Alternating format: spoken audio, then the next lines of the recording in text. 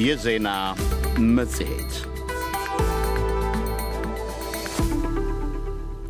ባሳለፍነው ቅዳሜ ሐምሌ 25 ቀን 2018 ዓ.ም በኢትዮጵያና ሱዳን ድንበር አካባቢ ከፍተኛ የሆነ ወታደራዊ ግጭት መከሰቱ ተነግሯል።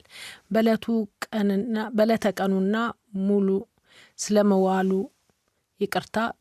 ቀኑ ሙሉ ስለመዋሉ የተነገረለት ይህ ግጭት በርካቶችን ከአካባቢው ማፈናቀሉንም ዘገባዎች ያመለክታሉ። ስለ ግጭቱ በዕለቱና ዛሬ ሰኞ ሐምሌ 27 ቀን 2018 ዓ.ም መግለጫ ያወጣው የትግራይ ክልል በፌዴራል መንግስት መጠነ ሰፊ ወታደራዊ ዘመቻ ተከፈተብን ሲል ነው የገለጸው። ከፌዴራል መንግስት ግን እስካሁን በጉዳዩ ላይ የተሰጠ ይፋዊ ማብራሪያም ሆነ ምላሽ አልተሰማም። ስዩም ጌቱ ከአዲስ አበባ ዝርዝር ዘገባ አለው። ከትናንት በስቲያ ቅዳሜ ሐምሌ 25 ቀን 2018 ዓ.ም በኢትዮጵያና ሱዳን ድንበር አካባቢ ማልዶ ተከፈተ በተባለው ከባድ ወታደራዊ ግጭት ድሮኖችን ጨምሮ ከባባድ ወታደራዊ መሳሪያዎች ጥቅም ላይ ስለመዋላቸው ተነግሯል። በዚሁ ቅዳሜ ዕለት በተቀሰቀሰው ከባድ ወታደራዊ ግጭት አዳዲስ የሰዎች መፈናቀሎች ስለመከሰቱም ነው የተዘገበው። በኢትዮጵያ ብሔራዊ ምርጫ ቦርድ የፓርቲነት እውቅና የተነፈገውና በኢትዮጵያ ፌዴራል መንግስት እውቅና ሳይቸረው ትግራይ ክልልን እያስተዳደረ የሚገኘው ህዝባዊ ወያኔ ሓርነት ትግራይ ህወሓት ቅዳሜ ዕለት ተከስቷል የተባለውን ወታደራዊ ግጭት የፌዴራል መንግስት የከፈተብን መጠነ ሰፊ ጦርነት ነው ሲል ከሷል። ህወሓት የክልሉን መስተዳድር ጠቅሶ ወታደራዊ ግጭቱ ተከፍቷል በተባለበት ቅዳሜ ዕለትና ዛሬ ሰኞ በድጋሚ ባሰራጨው ይፋዊ መግለጫ የኢትዮጵያ መንግስት ከሱዳን ፈጥኖ ደራሽ ኃይል አርኤስኤፍ ጋር በመሆን በትግራይ ጸጥታ ኃይል ላይ ጥቃት ፈጽሟል ሲል ነው ወቀሳውን የሰነዘረው። በዚህ ላይ አስተያየታቸውን ለዶይቼ ቬለ የሰጡ የህወሓት ቃል አቀባይ አቶ ሚካኤል አስገዶም ወደ ቅዳሜ ዕለት አጥቢያ በ25 በምዕራብ ትግራይ ሸረሪና በሚባለው አካባቢ ብዛት ያለው ሰራዊት ነው ያሰለፈው። ከዚህ በተጨማሪ ደግሞ የተከዜ ዘብ የሚባለው ታጣቂ ምዕራብ ትግራይን ያለው በጎንደርና አካባቢው ብዛት ያለው ምንሻ፣ ሌላ ከአርኤስኤስ ደጋፊዎች በጣም ብዛት ያላቸው ማለዳው 10-11 ሰዓት አካባቢ ነው በከባድ ብረት የታገዘው ውጊያ የተጀመረው። በእርግጥ የትግራይ ሰራዊት በመከላከል ላይ ቆይቶ በስተመጨረሻ የተቀናጀ የመልሶ ማጥቃት እንቅስቃሴ በማድረግ ወደ ኋላ እንዲመለስ ተደርገዋል። ባሳለፍነው ቅዳሜ ወታደራዊ ግጭት ተከስቶበታል በተባለው የኢትዮጵያና ሱዳን አዋሳኝ አካባቢ በአሁኑ ወቅት ከሱዳን ወታደራዊ መንግስት ጋር እየተፋለመ የሚገኘው በጀነራል ሐምዳን ዳገሎ የሚመራው የሱዳን ፈጥኖ ደራሽ ስለመገኘቱ ግን ዶይቼ ቬለ ከገለልተኛ አካል አላረጋገጠም። አቶ ሚካኤል በትግራይ ክልል ኃይሎች በኩል የደረሰው ጉዳት ስለመኖር አለመኖሩ ያሉት ነገር ባይኖርም በኢትዮጵያ ፌዴራል መንግስት ኃይሎች በኩል ከፍተኛ ጉዳት ደርሰዋልም ነው ያሉት በአስተያየታቸው። ግጭቱ እስከ ቅዳሜ ከሰዓት 10 ሰዓት ግድም ቀጥሎ መቆየቱንም ያነሱት አቶ ሚካኤል አሁን ላይ ወታደራዊ ውጊያ ያለመኖሩንም በአስተያየታቸው አንስተዋል። በዚህ የህወሓት ክስና ቅዳሜ ላይ ተፈጸመ ስለተባለ ወታደራዊ ግጭት በኢትዮጵያ መንግስት በኩል የተባለው ነገር የለም። 2 ዓመት ከመዋጋት 20 ዓመት መወያየት ይሻላል የሚል አስተያየታቸውን ከዚህ በፊት የሰጡት ጠቅላይ ሚኒስትር አብይ አህመድ ህወሓትን የጦርነት ነጋሪት በመጎሰም በተደጋጋሚ ሲከሱትም መሰማቱ ይታወሳል። የቅዳሜውን ወታደራዊ ግጭት ተከትለው የቀድሞ የህወሓት ከፍተኛ ባለስልጣንና በአሁኑ ወቅት የጠቅላይ ሚኒስትሩ የአፍሪካ ቀንድ አማካሪ ሆነው የሚያገለግሉት አቶ ጌታቸው ረዳ በይፋዊ ማህበራዊ ገጻቸው ባጋሩት ጽሁፍ የህዝባችን የህልውና ጥያቄ የሚመለሰው በሰላማዊ መንገድ ብቻ ነው በማለት ህወሓት ላይ ትችታቸውን ሰንዝረዋል። ዶይቼ ቬለ ትግራይ ክልልና አማራ ክልል በሚወዛገቡበት ግዛት አካባቢ ለሚያስተዳድሩት በተለይም ለዞን ዋና አስተዳዳሪ አቶ ሼቴ ደምለው ተደጋጋሚ የስልክ ጥሪና የስልክ መልእክት በመላክ ጥረት ቢያደርግም አስተያየታቸውን በዚህ ዘገባ ለማካተት አልተሳካም። ለኢትዮጵያ ፌዴራል መንግስት የኮሚኒኬሽን አገልግሎት ሚኒስትር ዴኤታ አቶ ከበደ ዲሲሳም በተመሳሳይ አስተያየታቸውን ለማግኘት ያደረግነው ጥረት አልተሳካም። ህወሓት የፌዴራል መንግስት ኃይሎች በምዕራብ ትግራይ ጦርነት ከፍቶብኛል ባለበት በአሁኑ ወቅት የክልሉ ጸጥታ ኃይሎች በአካባቢው ስለመገኘታቸውም ለቃል አቀባዩ አቶ ሚካኤል ጥያቄ አቅርበን ነበር። ምዕራብ ትግራይ ካለው የሰራዊት አደረጃጀቶች ጋር ነው የገጠመው። ይሄን ጥያቄ ያነሳሁት አሁን ምዕራብ ትግራይ ትግራይ ክልልን እያስተዳደረ ባለው መንግስት ስር እንደማይገኝ በተደጋጋሚ ታነሳላችሁና በዚህ ቦታ ላይ እንዴት ተገኘ ሰራዊታችሁ የሚለውን ጥያቄ ለማንሳት ነው። ነገር በሚመቸው ጠላት ያደረገ ላለው ዝግጅት በየት አካባቢ ሁኜ ነው ጠላት መከታተል ያለብኝ ብሎ የራሱን አቀማመጥ ይኖረዋል። ይሄ ወታደራዊ አሰራር ስለሆነ ብዙም መግለጫ መስጠት የሚፈለግበት አይደለም። በሌላ በኩል ምዕራብ ትግራይ የነበረውን ኃይል ጠላት 2013 አካባቢ ወደ ምዕራብ ትግራይ ከተቆጣጠረ በኋላ በየፊናው ተበታትኖ ሱዳን የገባ ኃይል ወደ ተለያዩ አካባቢዎች የገባ ኃይል እንደነበረም ይታወቃል እና በየአካባቢው ተደራጅቶ ሰራዊት ሆኖ ያው ምዕራብ ትግራይ ነጻ ለማውጣት የተዘጋጀ ኃይል ያለ መሆኑ ደግሞ ይታወቃል። የት ሱዳን ውስጥ ማለት ነው። ቤት መጣ የሚለውን ነገር ይህን ወታደራዊ ሚስጥር ነው። በማህበራዊ መገናኛ ዘዴዎች ትናንት እሁድ የኤርትራ ከፍተኛ ወታደራዊ ባለስልጣናት ወደ ትግራይ ክልል ስለመግባት በመምጣታቸው የተንሸራሸረውን መልእክት ተከትለው ጥያቄውን ለህወሓት ቃል አቀባይ አቶ ሚካኤልም አቅርበንላቸው ነበር። ኤርትራ ሽማምንት ስለምናምን እኛ ያው እናንተ ጥንዶ ያላችሁት የከረማችሁ የጋራ ትግል የጋራ ስምምነት ከኛ ጋር ችግር የገጠማቸው የህልውና አደጋ የገጠማቸው አብረውን የሚታገሉ አካላት ካሉ አብረን እንደምንታገል ይፋ ያደረግን ቆይተናል። አሁን ከሌ ገባ ከሌ ወጣ አይደለም። በቃ እንገጥማለን። ሊኖር ይችላል፣ ይደረግ ይችላል። ለቀጣይ እናደርገዋለን። ለዶይቼ ቬለ ዘገባ ስዩም ጌቱ ነኝ ከአዲስ አበባ። በራያ አላማጣ ግንባር በኩል ወታደራዊ ፍጥጫና የጦርነት ዝግጅት ማየሉን ነዋሪዎች ገለጹ። በዚህም ምክንያት በአካባቢው ቤት ለቤት ዝርፊያ ተስፋፍቷል። የመኪና የመጓጓዣና የባንክ አገልግሎት መስተጓጎል በመፈጠሩ ደንበኞች እስከ 10% ተጨማሪ ለግለሰቦች ለመክፈል መገደዳቸው ተመልክቷል። በተጨማሪም በከተማዋ ወታደራዊ እንቅስቃሴ በማየሉ ምክንያት ነዋሪዎች የጦርነት ስጋትን በመሸሽ ወደ ቆቦ ከተማ እየተሰደዱ መሆኑ ተሰምቷል። ኢሳያስ ገላው ከቀናት በፊት በምዕራብ ትግራይ በፌዴራል ኃይሎችና በህወሓት ታጣቂዎች መካከል የነበረው ግጭት ጋብ ሲል በራያ አላማጣ ግንባር በኩል ግን ወታደራዊ ዝግጅቱና ፍጥጫው ማየሉን ነው ነዋሪዎች የሚናገሩት። ስማቸው እንዳይጠቀስ የፈለጉ የአላማጣ ከተማ ነዋሪም የህወሓት ሰራዊት በራያ ግንባር በጨርጨር በቢሶበርና ሌሎች አካባቢዎች ተሰማርተዋል ይላሉ። ህወሓት ሰራዊቶች ብዙ አርሚዎች በራያ ግንባር አሰማርተዋል።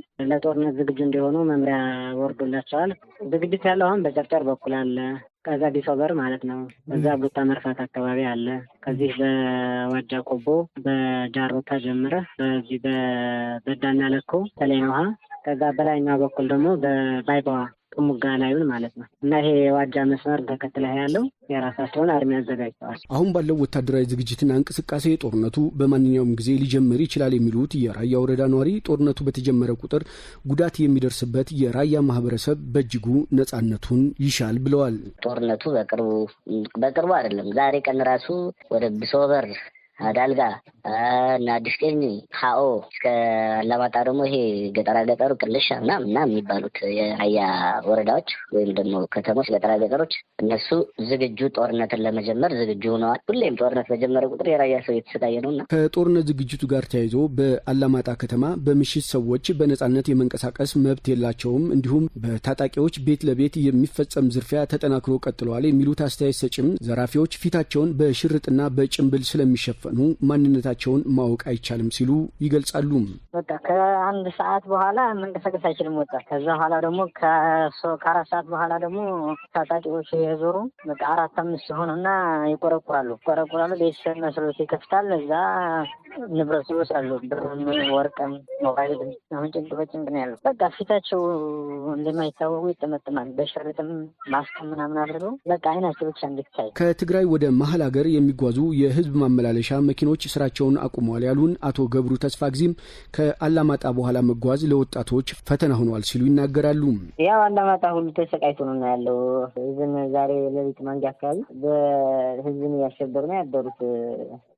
አንግም እየመቱ ሰፈር የሚያልፍን ሰው እያቆሙ እየዘረፉ ነው ያሉት። ወጣቶችም ወደ አዲስ አበባ የሚወጡ የሚንቀሳቀሱ ያሉትንም ወጣቶችን አውርዶ ሌላ ሽማግሌዎችን የላኳል። ባንኮች የጥሬ ገንዘብ ክምችት ስለሌላቸው በአላማጣ ከተማ ለደንበኞቻቸው የሚሰጡት የጥሬ ገንዘብ መጠን በ2,000 ብር የተገደበ መሆን ጥሬ ገንዘብ ካከማቹ ባለሀብቶች ለጊዜው 10% ተጨማሪ ክፍያ በመክፈል ጥሬ ብር ለማግኘት እንደሚገደዱም ነዋሪዎቹ ይናገራሉ። ለምሳሌ ካሽ 90,000 ብር የሚያስፈልገኝ ከሆነ 100,000 ብር አድርጌ አሳልፋለሁ። 10,000 ብሩን ለእሱ ይወስደዋል። እኔ 90,000 ብር ይሰጠኛል ማለት 10,000 ብር እሱ ያተርፋል። ያው ኮሚሽን ይወስዳል ማለት ነው። ይሄን በተደራጀ የሚሰሩ ሰዎች አሉ። ጥሬ ገንዘብ አላቸው። የነጋዴውንም የምኑንም በቃ ቢያንስ በቃ ያጠራቀሙትም አላቸው። ከዛ ከሌላ አካባቢም ሊያመጡ ይችላሉ። ዝርዝሩ አላቸው። እነሱ በዚህ መንገድ ይሸቅላሉ ማለት ነው። ለነሱ ያው እንደዚህ አይነት ነገር ሰርግና ምላሽ ነው። ጦርነት በተደረገ ቁጥር አሁን በፊትም በዚህ በመጀመሪያ ጦርነትም እንደዚህ ነበር። ሐዋላ እስከ 35% እስከ 40% እስከ 50% ደርሶ ነበር። በአላማጣ ከተማ የሲቪል ማህበረሰብ እንቅስቃሴ የተገደበ ነው የሚሉት አቶ ኪሮስ በላይ ናቸው። በብዛት ከተማው ወታደር ብቻ ነው የሚታየው ማለት ነው። አብዛኛው የሚንቀሳቀሰው በየሻይ ቤትም ቁጭ የሚለው የሚንቀሳቀሰው በብዛት የአካባቢ ማህበረሰብ ሳይሆን ወታደር ነው በብዛት ላይ የምታገኘው ማለት ነው። የወታደራዊ ከተማ ነው እንጂ መስለው ኖርማል የህዝብ ከተማ የማይመስልም። በህወሓት ኃይሎችና በፌዴራል መንግስት መካከል ዳግም ጦርነት ሊጀምር ይችላል የሚሉ የአላማጣና የራያ ወረዳ ነዋሪዎች ጦርነትን በመሸሽ በየዕለቱ ወደ ቆቦ ከተማ እየገቡ ነው። ለዶይቼ ቬለ ዘገባ ኢሳያስ ገላው። በህወሓት የሚመራው የትግራይ ክልል ፌዴራል መንግስት ሸረሪና በተባለ አካባቢ ጥቃት ከፈተብኝ ሲል ከሷል። ከመንግስት በኩል ግን የተባለ ነገር የለም።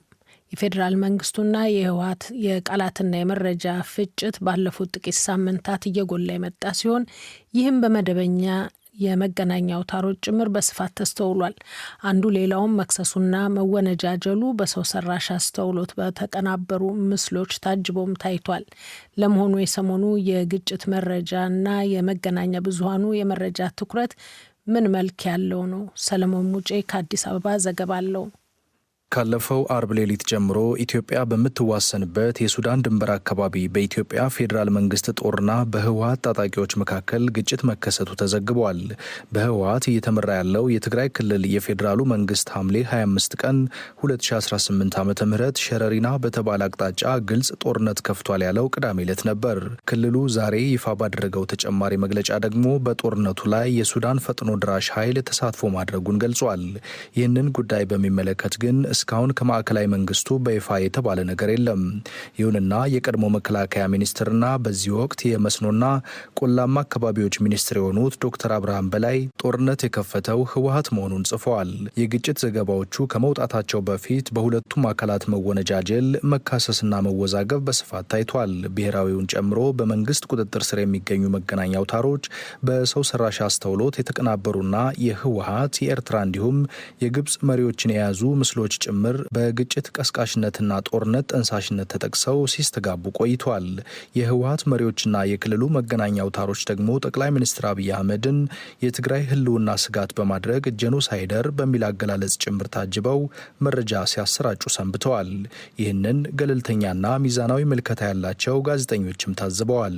ቀድሞ የማሟሟቅ ቀድሞ የቃላት ጦርነቱን የጎራ መቧደኑን የማጋጋል ሁኔታ ነው የምናየው እና አሁንም እንደ ቅድመ 2013ቱ የሚዲያው ጦርነት ተጀምሯል የሚል ትርጉም ነው የሚሰጠኝ ለእኔ አሁን በሁለቱም በኩል የምናየው ፕሮፓጋንዳ። ይህንን መሰሉ መወራረፍና መዘላለፍ ለምን? የመገናኛ ብዙሃኑ መልክና ቅኝትስ በዚህ አውድ ለምን ይገባል የሚለውን የጠየቅናቸው አንድ የፖለቲካ ተንታኝ ምንጩ የኢትዮጵያ የፖለቲካ አስተሳሰብ ነው ይላሉ። ኢትዮጵያ ውስጥ የሚነሱ ጦርነቶች የመጀመሪያው መነሻቸው በጉዳዩ ላይ አንዱ ሌላኛውን ወደ መክሰስ ይኬዳል። ከዛ ይሄ ክስ ወደ መዘላለፍ ያድጋል። በሶስተኛ ደረጃነት ወደ ማጠልሸት ይካሄዳል። በሌላኛው አንጻር ተሰልፏል የሚሉትን አካል ዲመናይዝ ወደ ማድረግ ይኬዳል። በትግራይ በኩል በተለይ ከሰሞኑ የመቀሌ ከተማ ስብሰባ በኋላ በብልጽግና መቃብር ላይ ህልውናችንን እናረጋግጣለን የሚል መፈክር ጎልቶ ተሰምቷል። መንግስት በሚቆጣጠራቸው መገናኛ ብዙሃን ደግሞ ህወሓት ከኢትዮጵያ ታሪካዊ ጠላቶች ጋር ለጦርነት ማበሩ ተስተጋብቷል። ይህ የመገናኛ ብዙሃን ምልልስ ምንን ይጠቁማል? ስሙን መግለጽ ያልፈለገው ጋዜጠኛ ይመልሳል። እነዚህ ኃይሎች ወደ ዳግም ጦርነት ለመግባት እየተንደረደሩ ነው ማለት ነው። ኢትዮጵያ ውስጥ ሚዲያ በጣም ከፍተኛ ጦርነት የማብረድ የማቀጣጠል ኃይል አለው። ያንን ነው እያየን ያለ ነው ብዬ ነው የማስበው። የፖለቲካ ተንታኙ ደግሞ ይህንን መሳዩን ዝንባሌ በፌዴራል መንግስቱም በህወሓትም በኩል እንደ የፖለቲካ ቅኝት ማስተካከያ እርምጃ ተደርጎ የተያዘ መርህ አድርገው ያዩታል። ናሬሽንን ለማስተካከል ለመቃኘት የሚደረግ የፕሮፓጋንዳ በለው የአክቲቪስት በለው የአካዳሚክስ በለው የሚጻፉ ነገሮች፣ በሚዲያ የሚተላለፉ ነገሮች ብዙ ጠቋሚዎች ናቸው ወይንም ጡዘቱን ያለበትን ደረጃ የሚጠቁሙ ናቸው። ሚዲያው ደግሞ የጦርነት ቅኝትን ወደ ማስተካከል ሀሳብ የተገባ ይመስለኛል። የመንግስት ሚዲያ የሚባል መንግስት ላይ ታይቷል የሚባለውን አንዱን እንኳ ችግር ሲያነሳ እናየው። በሌላው በኩል የዛ ጠላት የተባለውን አካል ሰይጣንነት ከልምድ አይማሪነት ለመሳል ከፍተኛ ጥረቶች እየተካሄዱ ነው። የኢትዮጵያ መገናኛ ብዙሃን ባለስልጣን ማንኛውም ሰው የሐሰት መረጃ ማለትም የፈጠራ መረጃ፣ ስም ማጥፋት፣ የተሳሳተ ይዘትና በሰው ሰራሽ አስተውሎት የተገነባን መረጃ ማሰራጨት የተከለከለ ተግባር ነው ይላል። ለዲ.ደብልዩ ሰለሞን ሙጬ ከአዲስ አበባ። ከዓለም ዜናው እንደተከታተላችሁት አድማጮች፣ በአማራ ክልል በሰሜን ሸዋ ሀገረ ስብከት በሚገኘው የጻድቃኔ ደብረ ምጥማቅ ቅድስት ማርያም ገዳም ከክረምቱ ዝናብ ጋር ተያይዞ በደረሰ ድንገተኛ የመሬት መንሸራተትና የቋጥኝ መናድ አደጋ የ14 ሰዎች ሕይወት ማለፉ ተሰምቷል። 5 ሰዎችም ቀላልና ከባድ የአካል ጉዳት ደርሶባቸዋል። ኢሳያስ ገላው በአማራ ክልል በሰሜን ሸዋ ሀገረ ስብከት የጻርቃኔ ደብረ ምጥማቅ ቅድስት ማርያም ገዳም ዛሬ ማለዳ በደረሰ ድንገተኛ የመሬት መንሸራተት አደጋ የ14 ሰዎች ሕይወት ሲያልፍ 5 ሰዎች ላይ ደግሞ ቀላልና ከባድ የአካል ጉዳት መድረሱን ተገለጸ። ጧት አደጋው ሲደርስ በስፍራው ነበርኩ ያሉ የዓይን እማኝ አቶ ዘላለም አሰፋ አደጋው የደረሰበት የተዘጋ የሱባኤተኞች ዋሻ አካባቢ ዛሬ ጧት 2 ሰዓት ላይ የዋሻው አካል የሆነ ቋጥኝ በመናዱ ምክንያት ነው ብለዋል። ያውም በወቅቱ ቦታው ነበርኩ። ክራክ አድርጓል። ላይ ድንጋዩ ያለው እንትኑ እሱ ነው የወረደው። ዋሻው እንደ በረንዳ ነው። ዝም ብሎ አዝናብ አያስነካም ዳርዳሩ ላይ ስትቆም እና እሱ ጋር የቆሙት ናቸው እና ወደ ቤተክርስቲያኑ መግቢያ በር ላይ የቆሙት ናቸው። በሙሉ ድንጋዩ እዛው በር አካባቢ ስለሆነ ያረፈው በስፋት ነው ያረፈው እና ድንጋዩ ሰፊ ነው። በስፋት ላይ ነው የተገረመደው። ዝም ብላ አንድ ቦታ ላይ አይደለችም። ጉድስ ያለችው ሰፊ ነው አይደለም። እዛው አጠገብ ያሉት ቀርቶ ድንጋዩ ተንከባሉ ታች ድረስ ያሉትን ሁሉ ነው የገደለው። ዋሻው አርጅቷል። ላይ ያለው በመሰረቱ ቆይቷል።